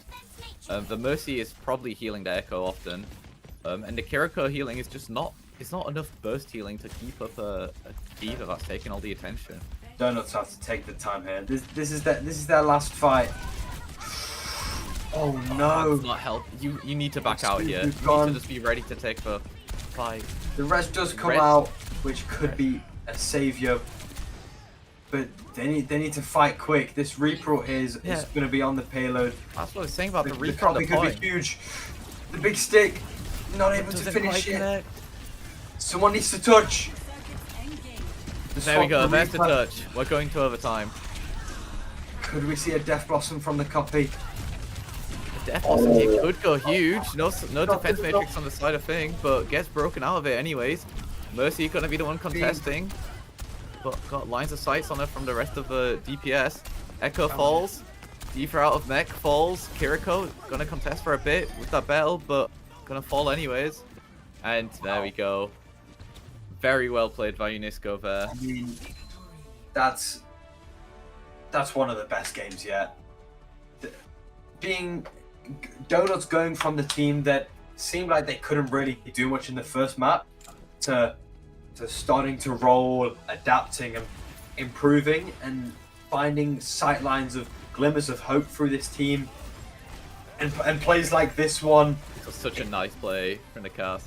This was so incredible. Just won them to fight. It made the game seem like it was in anyone's hands. But UNESCO the entire time just replied and responded to those attacks so fast. And when it came down to the insanely high pressure moments and the last second touches and capture points 3 meters away, the ones who were taking it were UNESCO. It just seems like they panicked left. UNESCO put up a masterclass of stall on a few points there and managed to end up winning those points, but we'll be going to a break and we'll be seeing what Donuts pick as their map 3 after the break.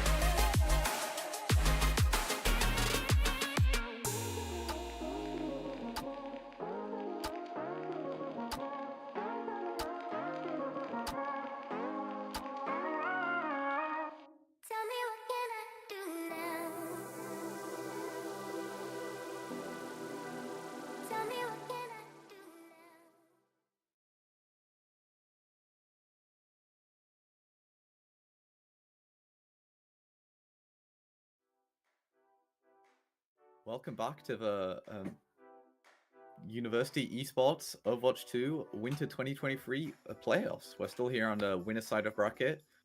We just watched UNESCO go 2-up against Donuts. But signs of life have been shown by Donuts. So hopefully we can see a map or two, perhaps, maybe even 3 if we're lucky. And I've got to come clean. I've been in bitter sadness, rooting for Donuts as one of the home teams, but it's not looking good. I believe they can make a reverse sweep. UNESCO have been showing a very just dominant dive team here. They've just been playing it so well. So I really do hope Donuts manage to take a map or two, because they've also been playing very well. They're on the winner side of this bracket for a reason. They won their first game. They're no slouches, but UNESCO have just been a step above them this so far, it seems. The way these teams have been combining all of their utility and ability together to fight and clutch up these scenarios is so crazy. And what's even crazier is we're going to New Junk City again. Exact same 3 maps. Teams are favorites, it seems. Clearly, Overwatch players are all in a hive mind. They all know one thing, and it's Ilios, Blizzard World, New Junk City.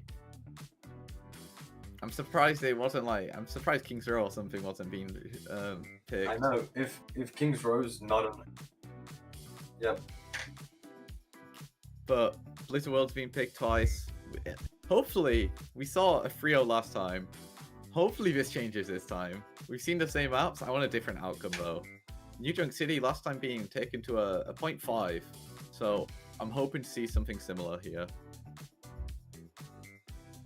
But it's gonna be an uphill battle for Donuts, I think. Dive kind of naturally does. It depends on the point, of course, because that's the magic of Flashpoint. Every point is different. But Dive does a very good job here because there's just... Actually, on this first point, how does it do? You have to walk through like an insane choke point to get onto the point, and even when you get onto the point, it's just weird narrow corridors, and then the point itself, which I guess is a little more open. But I'm actually interested to see the difference in gameplay here. I'm definitely excited to see more of the Cassidy from Exuti. They played the game last game. They've clearly got the nutrients to pull it off. Like, you know, those shots were nice. You've got to respect it. I want to see it again. Look at that flank here from the Kiriko and the Reaper going from behind. Realizing that they can't just all run on normally through the choke point, but went a little bit too quick. They needed to calm down just slightly. Oh, Lucio narrowly making it out. But nice win from Donuts there. Excellently played. They played to their comp's strengths. UNESCO College London getting a little bit ambitious there, I think. You're playing into a Cass, you're playing into a Mei, you're playing into a Sigma. Yeah. I don't think you want to be taking these fights in small, narrow rooms. Whereas Donut's very comfortable with it. If UNESCO are going to be winning these fights, they've got to have near perfect Wraiths, Suzus, and Monkey Bubbles. Yeah, look, that Wraith actually. Yeah, the Wraith fight was so interesting. Because the Wraith fight was burnt so early that, like, by the time that Reaper just was back in line of sight when they popped out, but it's still not enough. Being chased. Kiriko showing the proficiency of the kunai there, but not enough to take the fight. And we'll see if UNESCO. I think UNESCO are barely going to be able to touch here. It's going to be a pretty messy fight from them, I feel. Yeah, they might. I don't even know. They might just call this one quits. Yeah, I don't think they're even trying to contest this point. Trying to. There you go. They're gonna just try run to the point before Donuts can make it. What they do have is the Primal, which create a lot of space here. Oh, and the Genji going down already. the Maywall there trapping the Genji into Winston. Winston had ult to bail out, but the Genji does not have a 1000 HP ult that he can just click. This career pick is Cassidy. Sorry, is doing so much work. The CC of the grenade, the heavy hitting damage from the primary fire, the ability to just roll out of the way of damage as well. It's very oppressive against this team. A team that relies on speed, abilities to survive, and getting in and getting out and doing damage. Cassidy is a very strong pick if babysat by the team. Yeah, Cassidy there, burning ult as well during that fight, but let's be real, it's just an ability. It's a glorified ability. The more impactful to get during that fight with a break gun and a Nana, so we'll see what happens here. But May falls early, so that's one ult out of the question. Sigma ult gets committed. Picks on both sides, but It seems like they just might be able to pull this fight back, but they're having a hard time against Cassidy. Cassidy getting the Lucia. Do they have the staying power in this fight to commit to it? It seems they do. Yeah, they're just playing with the Sigma. They want that extra time. They want to waste a bit of time, and they did. Yeah, Sigma not going to be getting back to point anytime soon, so that's a very valuable percentage, especially in Flashpoint where it just builds up so quickly.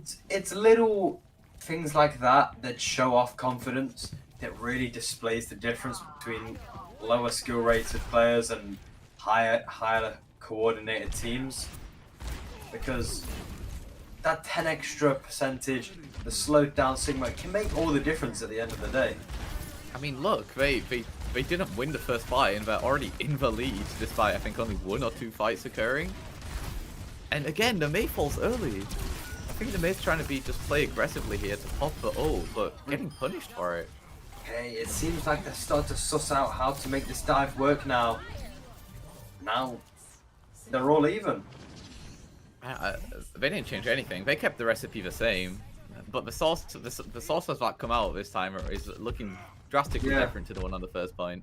I also think it's the nature of every point is a bit different. That one was way more open and a lot easier to approach and execute your dives on compared to the previous one where everything was just a lot more closed off. Yeah, it's like if this map is a recipe, the cheese was under the sauce. Like the first point, they just didn't want it. But here, who wants it more here? The rush, the Genji going straight in, getting set, and it doesn't even matter. Kill Reaper getting 2 here. Mail committed, not going to get much. With the staying power of Briggle here, it's still winnable, but no, not quite. Just again, a well-executed dive from Unisco. Despite despite the Genji getting slept, despite Briggle being popped and slowing down the pace of the fight, despite the Mail being used, they still managed to clutch out the win there. They also getting the ult advantage economy and winning the fight. That's nice, you know. Donuts using 3, Unisco using 2, and you still confidently win the fight. That's setting you up nicely for the rest of this objective. And Winston here, just playing the corner, not wanting to commit too many resources here, but Blade is down. Oh, It doesn't have, but it doesn't matter. The backline manages to fend off the Genji there. But Nano's committed, but onto the Sigma now. Will it be enough? What a nice coordinated dive from them. Identifying the Mei was blown and just instantly 3 players from the side of Unisco appear to just punish her. and they've done it again with the. I feel like a broken record. The ult economy, they won it again. Wanton almost hitting another primal. You've got the Kiriko rush coming for this next fight. The Death Blossom. Players They are really. about where the point is. They are really set up nicely here.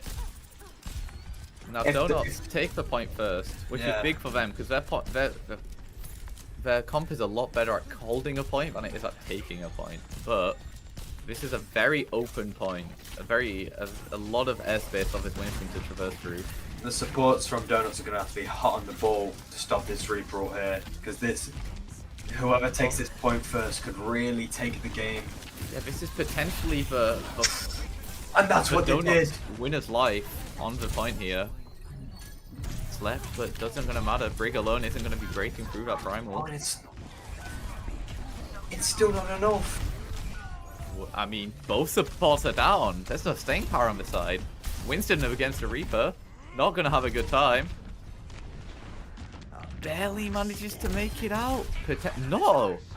Very nicely identified that everybody was dead, so he could peacefully chase that Winston. Okay. Donuts, there we go. That's the science of life we were looking for. 1-2, they win this, goes 2-2. Still a very winnable map. Ult-wise, Brig ult very big into the side of Unisco. May ult was on deck. I think they're approaching 5, so they're in a very comfortable position here, whereas Unisco are going to be the ones having to make a play. Unisco are going to have to do something about this ult difference. Maywall keeps the Winston alone, but not. Maybe going to be able to punish it, actually. Brig ult is popped, the survivability of his team has just doubled. Not gonna capitalize off of the potential for the stun though.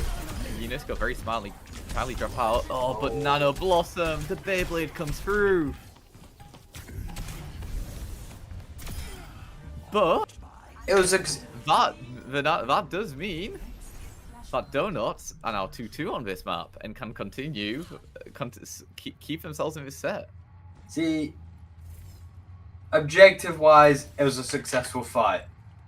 But you look they at the top used left. all 5 ults, and that's Those are very leaving, small numbers. Yeah, now you're leaving Unisco at a heavy advantage for these first couple fights on this next objective. All they have to do is play slow and safe, and this could be theirs.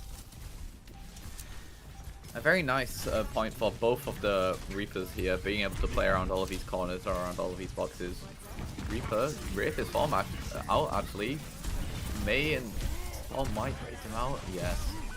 Who's the point goes to Unisco first, and if this fight keeps on going, this is better for them. Oh no. There falls the Brig. Kiri failed in return. It's a very scrappy fight. This could go either way. Oh, and the Blossom coming out.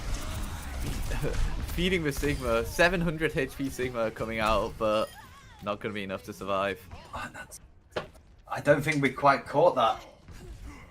Unisco was able to capture the point a long time ago, way before the fight. That whole fight they were winning, gaining percentage. The longer that fight went on for, the better, because the more ults they could build, the more they could get out of Donuts, and the closer to winning the entire set they get. This is potentially the life of Donuts' winner's life in this bracket here. Currently 2-0 down, 2-2 on this point. Winner of this point. Hard. Sojourn repositioning. Is ready. On the high ground, who's going to contest it? There's an Echo now on the side of Donuts. Gets nanoed, but it's not good. Barely enough to survive. Huge damage reduction coming out from the nano. And actually, there's and the rush is on both sides. Unisco slightly in the advantage here. Again, very messy fight. Briggle pops. Oh no. But no. And very well done to Unisco. Goes to a 0.5. Ending it despite that, Unisco 3-0 up in this entire series. They continue on their winner's tear, and Donuts being sent down to losers. Again, I don't think the 3-0-4. I don't think the scoreboard quite represented how the series went. This went to 0.5. That game could have really gone either way. Maybe if they used one ult less in this play of the game here while that was happening, everything could have been different. It was so close. And you can't really sum it up to skill differences, player differences. It was just very slight team macro plays that made a bit of a difference, and that bit of a difference took Unisco the whole way. For a team that seemingly just appeared in the last few months, Unisco have very good coordination. We were looking at the points earlier, and yeah, they appeared in spring of last year. Is their first placement, and instantly second seed in this bracket. First seed fell, so I know seeding doesn't mean everything here, but managing to show that they deserve their second seed, and just showing a very dominant display here against Donuts. Yeah. Just, I don't know, incredibly well played by Unisco. Having a coordinated dive is a very difficult job. Dive is especially when there are lots of characters in this game that are like specifically designed seemingly to slow you down. And Donuts were running it at a few points. Eureka came out, we saw the Sigma come out. With the May and Cassidy were just pulled out at various moments. Unisco just managed to play through it anyways, and through, I think, very, very good adaptations mid-fight, and just incredible teamwork in general. Managed to break through the comp seemingly designed to slow them down. But yeah, amazing work from both teams. Remember, Donuts are not down and out. They go to the losers bracket. Maybe this is what they wanted. They wanted their Cinderella story, make a crazy comeback. You don't know. They planned it. But after that win there for Unisco, we'll be going to a break, and we'll be coming back to you soon.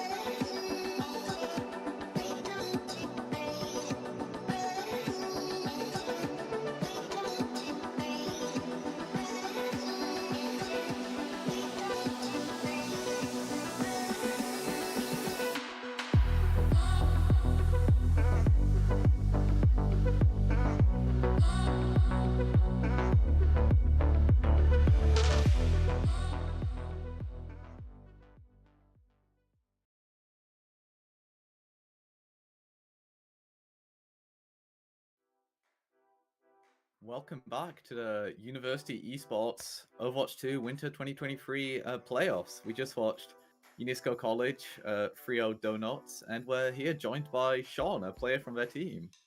First of all, everyone. Sean, how is your team so coordinated? How are your dives so good?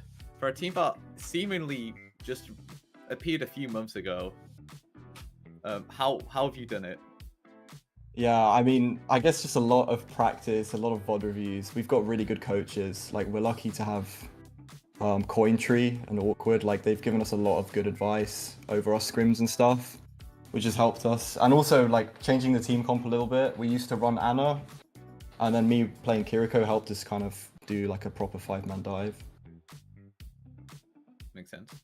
So, how have you guys taken in the experience of, you know, I'm assuming meeting new people and new players and becoming a university team, and kind of like, how's that like changed you? Oh, it's a deep question. Well, I mean, a lot of us have actually been playing together for a few years, so we've never had too much success in New Orleans NSE. This is probably our best season so far.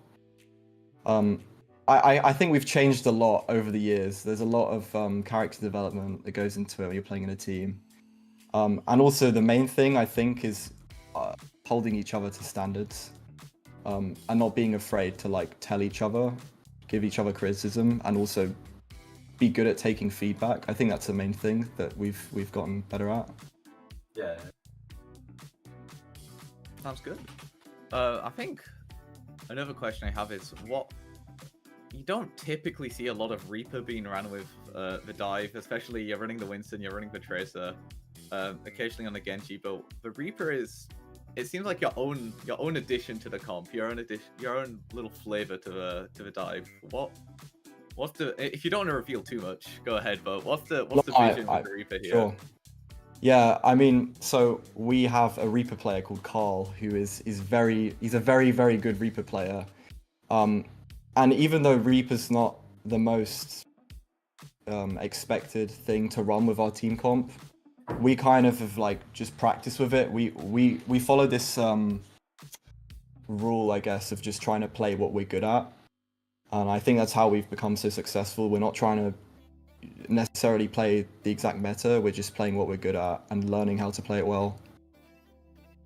That's good, you can tell. The Reaper, being able to just like be a budget tank out moments, just contest the points when your Winston's out fulfilling a dive. Your Reaper is just doing a lot, just was able to just take some space and just kind of keep it for a while whilst the rest of your team ran around. So it was pretty unique, but very effective and very well executed. Yeah, dive with the Reaper there. I mean, he's a very good Reaper, so he's able to adapt to like loads of situations. Yeah, no echo comp slowed you down. No. Fair enough. On Blizzard World, there was a segment of time where Donuts started to pick up momentum, and it looked like they was about to force herself back into the game. And you guys ended up shutting that down at the end of the second point. Was there any talks you guys went through that changed that, or was it just it just happened in the moment? Honestly, it happened so like I was so into it. I don't really remember all of it too well. It happened so quick, but I think we just tried to not lose our heads, just stay calm, and try and take each fight, like think what we can do better each fight. All right. Do you want to shout out any coaches, players, yourself, anybody in your team you want to give an MVP award to for tonight? I mean, the whole team's MVP. This is amazing. Like, we never really expected to be doing this well in Newell this term. Yeah, you have the highest seed left in winners bracket. Warwick lost earlier today, so you're the highest seed left in winners. So no pressure. Yeah, but the eyes are on you now. Yeah, 100%. I mean, also like we have amazing coaches. Cointree has been amazing for us. Also had some coaching from Awkward as well, which is amazing as well. He's really good at coaching us individually. Yeah. I also have a Twitch. Well, Almost you're streaming forgot on it to. today, right? I'm streaming today. Yes. Go ahead. We want to. Tornado FPS. Sorry, I spoke If you over it. wanna, Tornado FPS. Yeah, Winners POV from now on. yeah. I've made a couple of mistakes, but yeah, winners POV. All right. Well, thank you for the interview. We hope to see UNESCO and Imperial continue doing well. Again, you're the highest seed left in winners, so the expectations are now have been put down from first seed onto second onto you. What's your A lot of pressure. yeah? Hopefully, your coaches, the individual players keep putting in their work and performance and keep doing well for the next few weeks, and maybe we'll see you in person in 2 weeks. Great. Thank you so much, guys. All right. Good luck. Thanks for coming on. Good luck with Thank the rest you. of your adventures.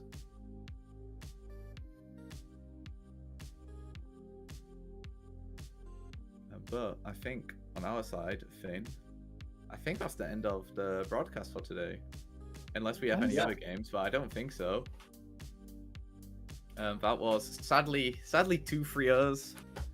But again, as we said in the moment, the scoreline didn't quite represent actually how close the games were. 3-0, but a close 3-0, as you like to say. Yeah. I mean, it's been great. I was loving it. I could have done with even more. You know, the games have been insanely close and really fun. So yeah, hopefully we get some closer matches next week. I mean, as the bracket goes on, the good teams. We're already just full of good teams, but the best of the best are the ones that are going to stick around and make it far and hopefully give us some close sets and close games. Especially, yeah. Also, I'd like to see more maps. Ilios, we saw Blizzard World, we saw New Junk City, which all fun maps, like a lot of diversity, especially in Ilios and New Junk City. The variety of points allowed a few different comps and things to flourish, but Blizzard World especially just kind of seems to have one comp doing well. Yeah. Any other points about today? Any comments about the future, maybe? About the future? Kings Row, 2023. Ooh, true. Where is it? Where is it at? I could be wrong. It might not even be in rotation, Actually, but we will make Kings Row happen. All right, but thank you everybody for watching the University Esports broadcast here today. This was the Overwatch 2 winners side of bracket today. We'll see some losers later, but this has been the players bracket, so there are a lot of other teams playing as well, fighting for the smaller titles. But this is where it counts. This is where everything starts. So hopefully you tune into the future broadcasts as well. And yeah, thanks for watching everybody today. All right. See you next week. Goodbye.